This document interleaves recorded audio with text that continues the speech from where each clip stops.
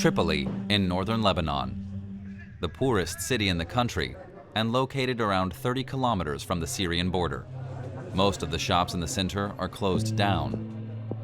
A booming business just 2 years ago, today the gold market district resembles a ghost town. The only customers now are residents looking to cash in their remaining belongings. I came to sell you this ring, and this one too. That's 18-karat gold. This pensioner is parting with her last items of jewelry. They're all she has to ensure her survival. Our situation is terrible. Our government is letting us die. Shame about the jewelry, but I have 4 children to feed. $155. That's all? Okay then, I've got some silver too. She's selling her husband's wedding ring to buy some food for her family. I'll buy some flour, rice, bulgur, and a bit of meat. May God help us. Tripoli is bearing the full brunt of the economic crisis that has crippled the country. 5,000 for a bunch of chard. A few stalls still have a full range of products on offer, but the prices of food have shot up. How much is the fish? 70,000 pounds. We've dropped the price by 5,000. Thanks. How much for those chicken legs? 40,000 pounds and the neck sell for 28,000. We used to feed them to the dogs. Today we eat them ourselves. The chicken legs and the fish fillet cost 15 times more than they did 2 years ago. But while prices are going through the roof, wages across Lebanon have remained static. And as seen in Tripoli, getting enough to eat has become a daily challenge. Just imagine, back in the days of our former Prime Minister, who the government now calls incompetent, this bag of rice cost 2,500 pounds. Today it's 7 times that. How's that supposed to work? How are poor people in this country supposed to eat? Of all the 128 representatives, or rather complete idiots, there's not a single one of them who's decent and humane. Raging discontent has been building now for several years.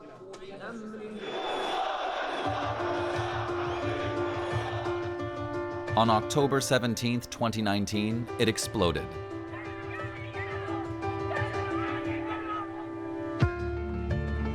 For the first time since the end of the Civil War, a broad cross-section of Lebanese society joined together and took to the streets in unison to demand that the corrupt government resign. It wasn't so long ago when Lebanon was described as the Switzerland of the Middle East. The economy was strong and the country attracted investment from all around the globe. The small country shares borders with Syria and Israel. For decades now, government cabinet positions have been assigned by religious affiliation and distributed among Christians, Sunni Muslims, and Shia Muslims, a delicate compromise that had long been stable. But everything changed in 2019. The banking system collapsed. Investors and dollars fled the country. Inflation rose to higher than 140%, the highest rate in the world at that time. We only earn a quarter of what we spend. The Lebanese pound, or lira, lost 90% of its value. Lots of monopoly money.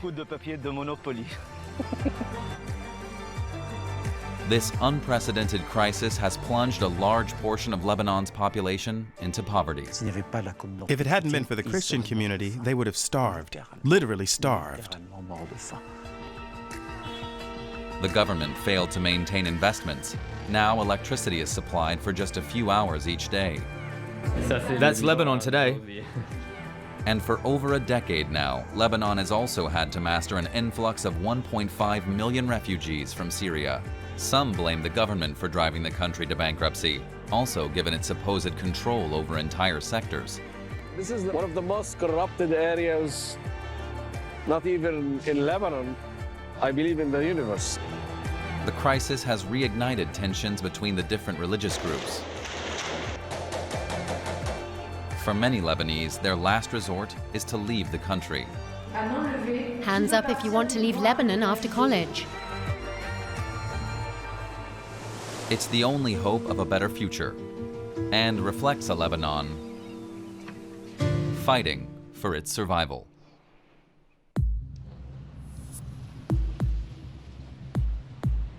This is Ashrafiyeh, a Christian district of Beirut. Father Gabriel is getting ready to say Mass. He's Catholic, a Jesuit, and French-speaking, like his congregation and the majority of the country's Christian middle class. People come here to do more than hear the word of the Lord. Many are also in attendance to hear the critical words of the priest's sermons. Today's gospel is really timely. What should we do? Christmas is just around the corner, and we can only hope for the penitence of our political class. You can only hope that our political class asks, in the sense of St. John, what should we do? He would tell them, give back the money you stole and leave this land. Go work on your tans on the French Riviera. I won't say more because I want to sleep in my bed. And you do too. Gabriel makes politically charged digressions like this because he's experiencing the crisis firsthand. You've gotten too thin. I'll give you 10 kilos of mine. Every week, the priest leaves Beirut and travels to Bekaa, a mountainous region in the eastern part of the country. Just like he does every time he gets in his car, Gabriel checks the fuel gauge.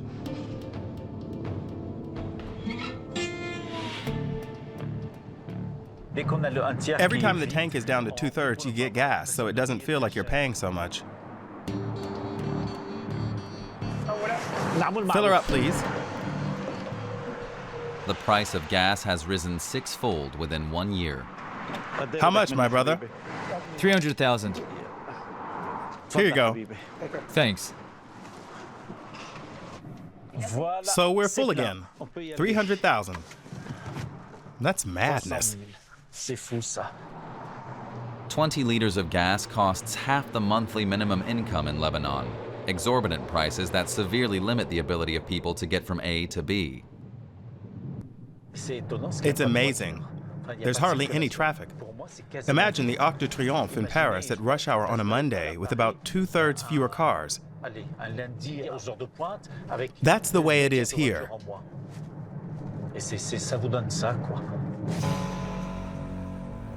Gabriel's consternation stems from the fact that 3 years ago, Lebanon was doing pretty well. Gasoline was cheap, people had work, the currency was stable.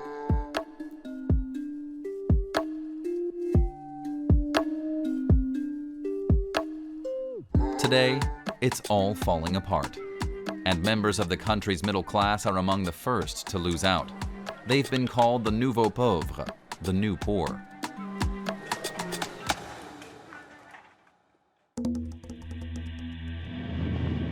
After a 2-hour drive, Father Gabriel arrives in Zahle. Since the start of the crisis, the Christian city of 80,000 residents has become a ghost town. There's not a soul to be seen on the traditional shopping street.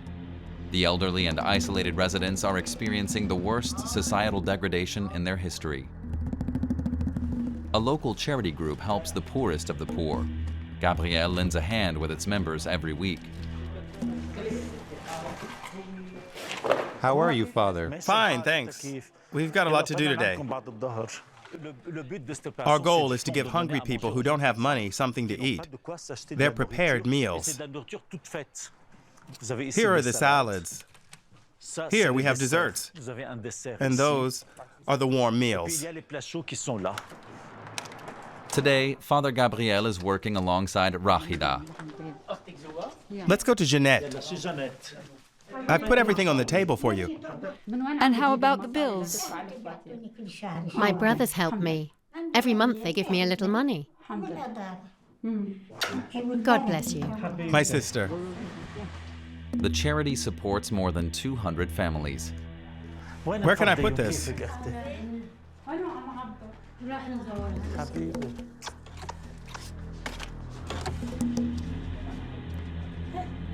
How are you? My dear father, thank you for coming. Thank you. Merci. In Lebanon, pensions can be paid out monthly or be received in a one-time payment. Sabua was a teacher for 30 years and chose the lump sum option, 300 euros. It's lovely here. We used to be better off and could buy heating oil and wood. Now everything's extremely expensive. I have trouble with my eyes and need injections, but a single injection costs £800,000, plus the doctor's fee of £350,000. He didn't give me the injection this month because I couldn't pay for the one from last month. So what if you miss an injection? He prescribed drops and said that I should come back in 6 weeks' time. What can I do? How can you live like this when you only earn a quarter of what you spend? Each injection costs the equivalent of 50 euros. Gabriel does all he can to help her. Here, take the 300,000. That's for the shot. It's from Jesus. Thanks, it's too much. At the end of the street, they find greater hardship and rage. This family has lived here for 20 years. The father used to be a painter. He's jobless now. In the current economic situation, it's impossible to find another job. They simply have no income. Inside, there's a tiny kitchen, a toilet, and a living room, which the entire family also uses as a bedroom. And the refrigerator is desperately bare. What do you do when you want to make a meal for the family?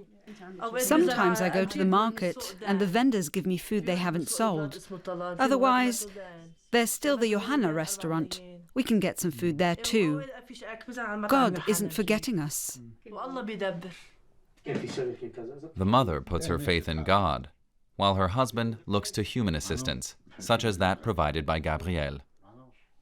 Do you use the heating? So what's the stove for? It's just for show.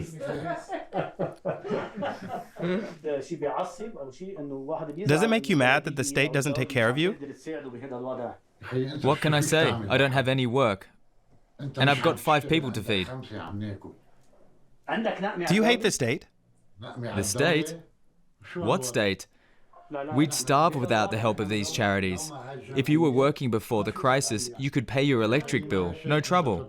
But with the inflation we have today, that's impossible. It's far too expensive. How are you supposed to manage without going out on the street and begging?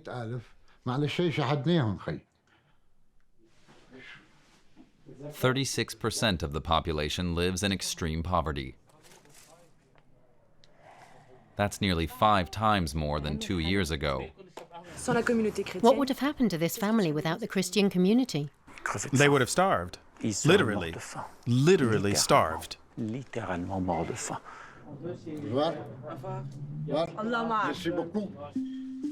Communities across the country, whether Christian, Muslim, or Druze, are relying on local charity to survive.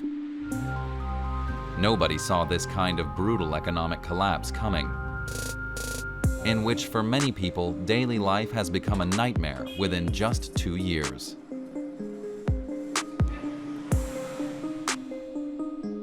In Shuafat, a southern suburb of Beirut, we visit a grocery store. Riad has been running the shop for the last 4 years. The ongoing crisis in the country has seen him become a master of improvisation. There's no electricity anymore, so I can't shut my blinds anymore.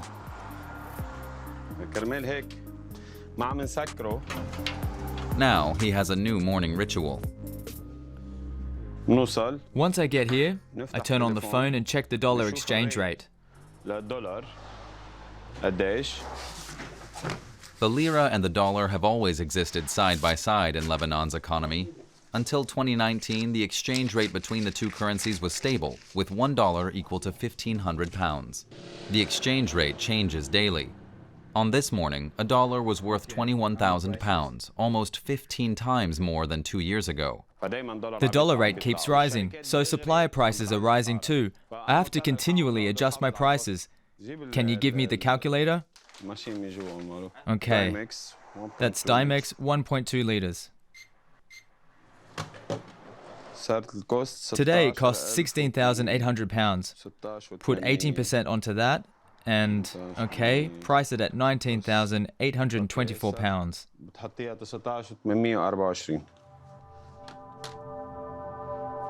That's how he's now pricing his products, which even he has trouble finding. The state is only providing 1 to 2 hours of electricity a day in this area. To keep frozen foods from spoiling, Riad has had to make further adjustments. I can't be selling products that make people sick, so I decided to only keep using one freezer and unplug the rest. I've also had to reduce my selection. As if by magic, the electricity comes back on at noon. The staff can get back to work as normal. Eggs, potatoes, and that's all? For more than a year now, Riad hasn't earned a proper profit at his shop. Some months he doesn't even break even.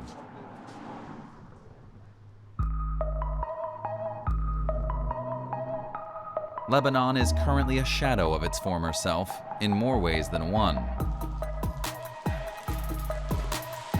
Beirut was once the nightlife capital of the Middle East, but for most, those all-night parties are now a distant memory. The dollar has become a scarce commodity in Lebanon.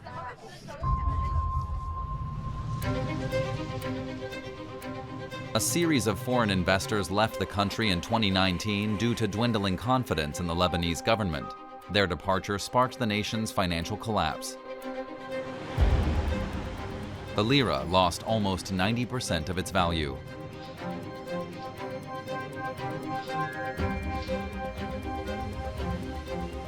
Lebanon's banks set severe withdrawal limits for those Lebanese who had dollars. The aim was supposedly to prevent the state going bankrupt. Rebecca hasn't had any access to some of her bank accounts since 2019. So here it says card limit exceeded, so I cannot withdraw anymore, as if I exceeded the limit, but I haven't withdrawn any US dollars in more than 1 year. So, yeah, it's crazy. She does have more than $10,000 on this account, but in light of the situation in Lebanon, it's impossible to say if that money still exists.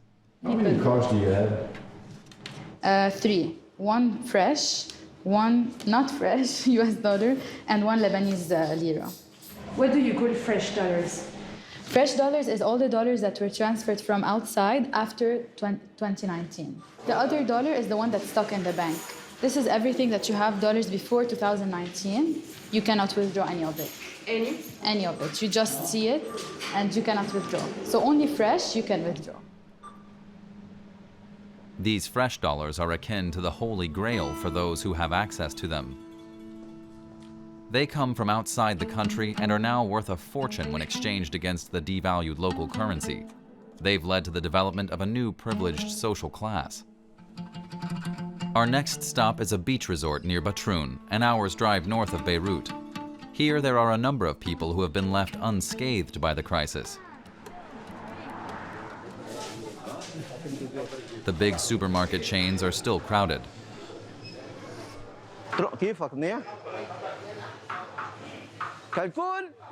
How are you?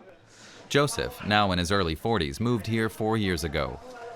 This is my village. Do you come here often? Sure.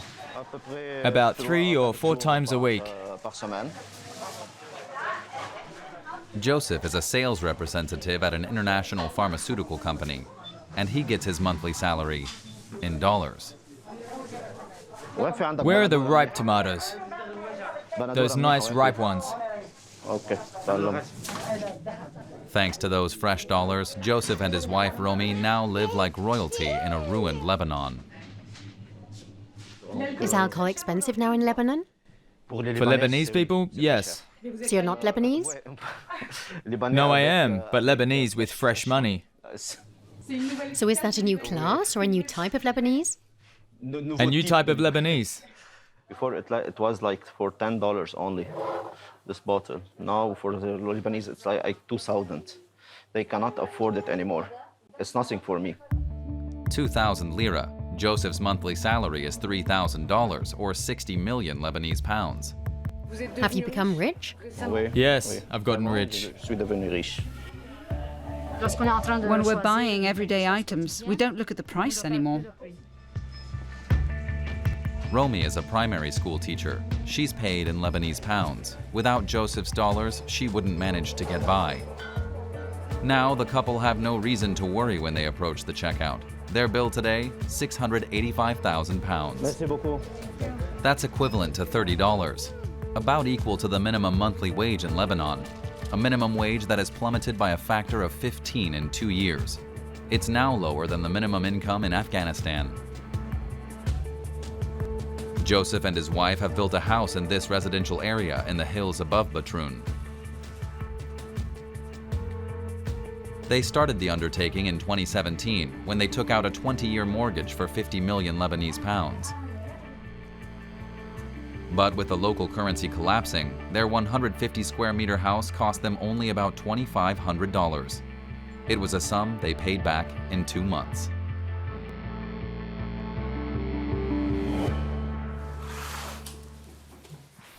There are 3 rooms and a 4th room on the upper floor in the back. We're only using it as a storage room right now. We have 3 floors.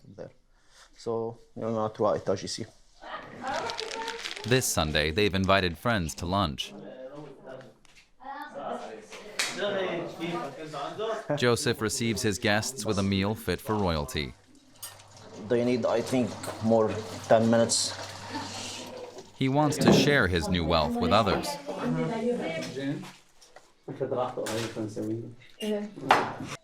Rami is a public servant, for example. Each month, he's paid in Lebanese pounds. So for this friend of the couple, buying a $6 bottle of wine was a huge expense. I get paid about $80 or $85 a month. That's enough to fill the car twice with gas. Before, I earned about $1,200. Now, about $80. The difference is enormous. Despite the inflation in Lebanon, wages have never been adjusted. As the friends make a toast, Joseph adds, "Hang in there." Only about 13% of the Lebanese population are paid in dollars. Everyone else is paying a hefty bill for this crisis. The absurdity of the situation has driven some to campaign for a fairer economy. Rebecca has an appointment with her lawyer.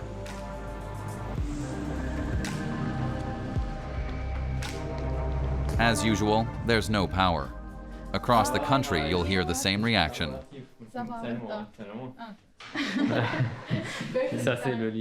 That's Lebanon today.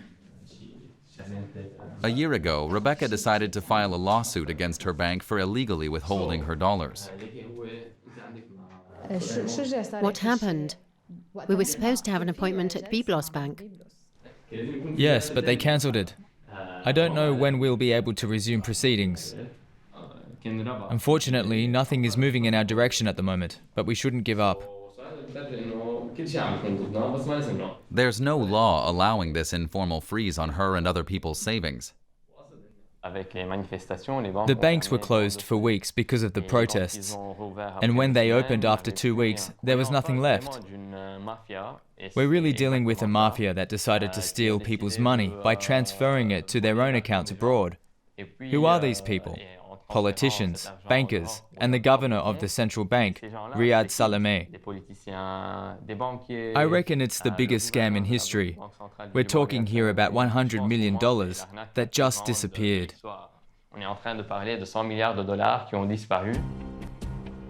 A political and business elite is being blamed for impoverishing the country to benefit their private interests. In 2019, a French broadcaster asked the governor of the central bank, Riad Zahle, about the money that had been wired abroad. In Lebanon, we're free to transfer money. But we're examining events from an ethical standpoint to see if politically exposed persons who transferred money abroad use their positions in a way that might constitute an abuse of power.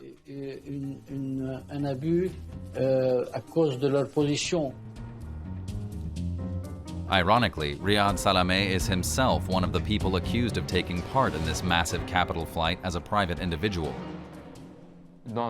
He and his brother have around $300 million on one of their bank accounts in Switzerland. Is that consistent with his bank salary? Certainly not. The Lebanese banking sector is said to have been functioning for decades like a Ponzi or pyramid scheme, a fraudulent financial scam that promises very attractive interest. In order to pay the latter, the banks use the money they get from new customers. But when that source of money dries up, the pyramid collapses. When the first investors fled Lebanon, the entire country ended up paying the price. There are people like Rebecca's parents who worked their whole lives long and thought, we've saved money for our retirement or to allow our children to study abroad. And now they're left with nothing. The whole thing is the bank heist of the century. In 2016, a study showed that 90% of the majority shareholders in Lebanese banks were relatives of politicians. Nepotism of this kind has already had devastating consequences. Oh my God!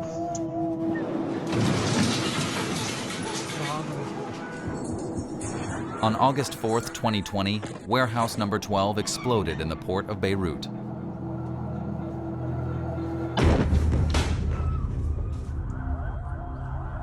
Its contents, 2,750 tons of ammonium nitrate, a highly flammable and explosive fertilizer, stored unattended. The horrific accident destroyed entire districts of the capital within a radius of several kilometers. In total, it left 218 people dead and more than 6,500 injured. To the surprise of some, after the disaster, the president of Lebanon appealed to the resilience of the Lebanese people rather than focusing on an emergency plan. Ladies and gentlemen, today Beirut is trying to raise itself from the ruins. With the efforts of every single Lebanese and with their support, the city's wounds will heal, and it will rise again, just as it has always done in its history.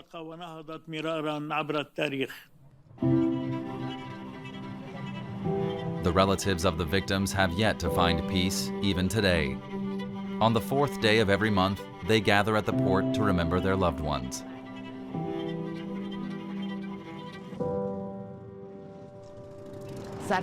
Today is my Jessica's birthday. Do you know what it's like when a mother cannot celebrate her daughter's birthday?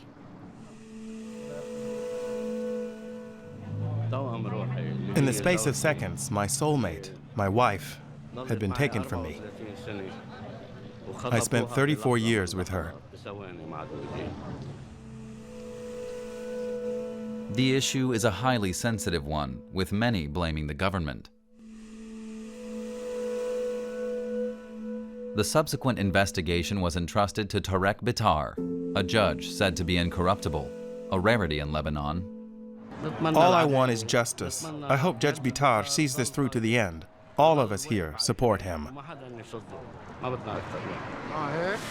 But Bitar's investigation got bogged down. This day marked the 3rd time it was suspended. Members of the government who refused to be questioned were obstructing his work through legal challenges. The judge knows the truth, and we know exactly who killed these victims and blew up the port. And there's one man in the country who has a special degree of interest in this case. نعود إلى هذه الحلقة من يسقط حكم الفاسد بننتقل مباشرة مع زميلي ليال بوموسى لأنه مش Riad Kobeisi is an investigative journalist who is relentlessly trying to get to the bottom of the country's corruption. Every morning, his drive to work takes him past the port.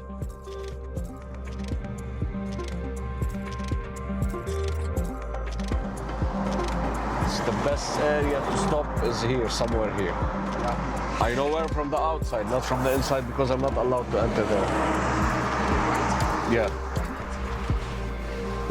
According to Kobeisi, several members of the government knew for years about the ammonium nitrate being stored at the port. This is one of the most corrupted areas, not even in Lebanon, I believe in the universe. It's like the black hole of corruption. To a certain extent, this place is kind of like of a microcosm of Lebanon.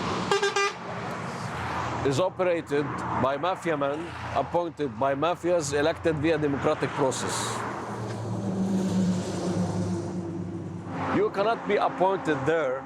It's not only that you have to be affiliated with a certain party. More than that, some people, actually not some people, most of them paid a lot of money in order to be appointed here. For example, when it comes for the custom controller, with our calculations, he used to be paid like $2,000 per day. Per day. Per day. And if he got only $2,000 per day, he will be pissed. According to official statistics, the port earns about $200 million in income annually. Kobeisi says that without the corruption, that figure would be close to $25 billion. The journalist takes risks as he takes on the powerful. After one of his investigations, he was physically attacked a few years ago by a port official. Since then, he's been taking precautions. My own surveillance system. There are like cams inside the car, just to make sure that in case anyone decided to attack me, just to have my story documented. His wife is a presenter with the same broadcaster. Are you proud of his work? Yes, but sometimes he gives me headaches. Why? Because it's dangerous. I'm afraid something bad will happen. She's scared for you. Yeah, I mean. I'm telling him every time I'm telling him this, but il s'en fout. You're not gonna change your work? I told you, I tried to act like a gazelle. It didn't work. Why? I'm a bear. And Kobeisi refuses to be intimidated. The journalist has published the results of his investigation of the port blast online. His website features the faces of politicians linked to the incident and makes all the evidence he's collected available. That includes a letter written by Colonel Joseph Scaff. Back in 2014, the customs official had already been sounding the alarm. There's a ship by the name of Roses docked at key number 11 in the port of Beirut. On board is a large cargo of a dangerous explosive that constitutes a danger to public safety. We ask that the ship be removed from the quay. Ultimately, no action was taken. The colonel died in suspicious circumstances in March 2017. Despite suspicions of murder, the investigation said the cause of death was an accidental fall. This combination of patronage and incompetence and negligence and corruption, this is the pure mixture of the bomb itself. I know that there's a lot of corruption in Mexico, maybe, in many other countries, but not like in Lebanon. Why? Because there are countries where there are like dominant mafias. But in Lebanon, this country is owned by the mafias. They own the country. A country drifting rudderless. And to make matters worse, it's hungry. In this situation, just the tiniest spark could cause tensions to escalate and explode. Which is what happened in October 2021. Followers of the Shia Amal movement, which is allied with the powerful Hezbollah party, were demonstrating in front of the Palace of Justice. They demanded that the Christian judge Tarek Bitar be withdrawn from investigating the explosion at the port. They accused him of being under the influence of foreign powers and in particular of targeting Shia politicians.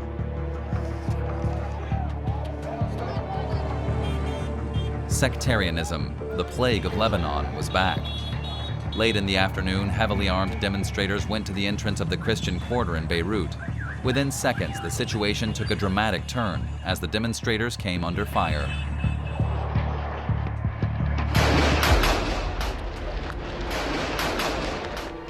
The subsequent street battles between Christians and Shias lasted 5 hours.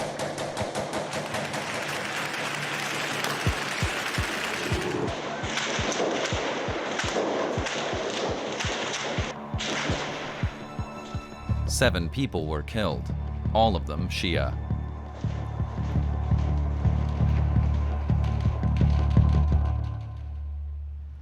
Ali is 60 years old. Since his youth, he's been a militiaman in the armed wing of the Shia Amal party. A passing Shia resident then joins the conversation. Her building was among those that came under the heaviest fire. We were watching the young people on the street, and then suddenly they started shooting from this side, and everyone ran away. Where do you live? What story? The fifth. Up there. We were in the apartment. The resident then agrees to us visiting her home. As she takes us along to see the damage, the Shia militiaman, Ali, follows right on our heels. She's been living here for 14 years with her husband and 3 children. We hid in the bathroom. There was no way out. The shots came from this side. This wall was riddled with bullet holes. It was horrible. We were terrified. The family filmed the hellish scenes on their phones.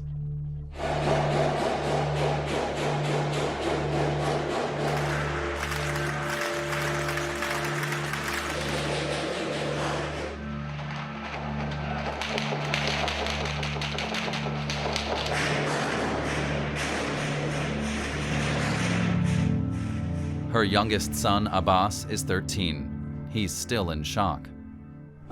We put this up as a barricade to protect ourselves if they came with a rocket launcher. There were 4 of us here. Were you afraid of the rocket launchers? Yes, they had rocket launchers, M14s, M16s, and a few grenades. I was here. My neighbor was here. My father here. And my sister further away. And how long were you in there? At least 2.5 hours. 2.5 hours? Yes. Were you scared? A bit, not much. The whole family was evacuated after what seemed like an eternity. Are you afraid it will start again? Yes, of course. I live with the stress. It reminded me of the Civil War. I thought, here it goes again. The family does not want to see the different religious communities at war with each other. Their children go to a Christian school. And alongside the Quran, they even have an image of the patron saint of Christians in Lebanon. Our neighbors are Christians, Muslims, all religions. We're one. That's not the problem. At the same time, it almost seems as if Ali is getting ready for a possible return of civil war. All of Lebanon is armed. There are weapons everywhere. In the 1990s, all the militia had to surrender their arms to the government. The Amal group did it too. But when they began to provoke us again, we went out and got some other guns. As a militiaman, I'm not afraid. I'm ready to go to war for my party. I don't agree with what he's saying. It's an absurd war. It's not in the interests of anyone in Lebanon to live like that. We want to live in peace and raise our children in peace. It's nonsense that every citizen should be armed.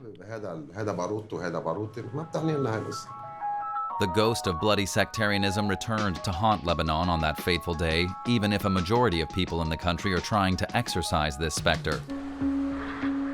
1 million Lebanese have already left this broken land. Public services in all areas have come to a standstill. The government allowed health services to fall into disrepair, as it did public construction projects and the power grid. Tired of promises of a better life that will never be realized, some are ready to risk their lives to flee the country. Among them is Mohammed, who lives in Tripoli. Go. Get out of the kitchen. The 35-year-old former tour guide lives with his entire family in this 2-room apartment, with his mother, his sisters, and his 4 children. In October 2021, he and his son Hossam tried to enter Europe illegally via the sea. The plan was to have the rest of the family follow after they got there, but the trip was a short one. There were 82 of us, and we'd bought a big boat. Our plan was to go to Italy, and from there, each of us would find their own way through Europe. But fate had different plans. We lost everything. The Turkish Coast Guard arrested us. And when did we meet again? In jail. You were in jail? Yes. And how old were you then? 7. There were 16 people to a cell in jail. It was tough. Just imagine it. My son was sleeping with me on a bench, surrounded by Daesh terrorists. Mohammed and his son were arrested during the crossing to Europe and spent 29 days in jail before being sent back to Lebanon.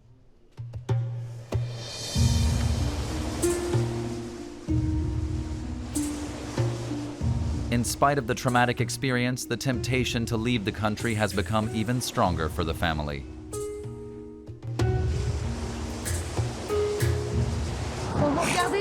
When you look at the sea, what do you think of?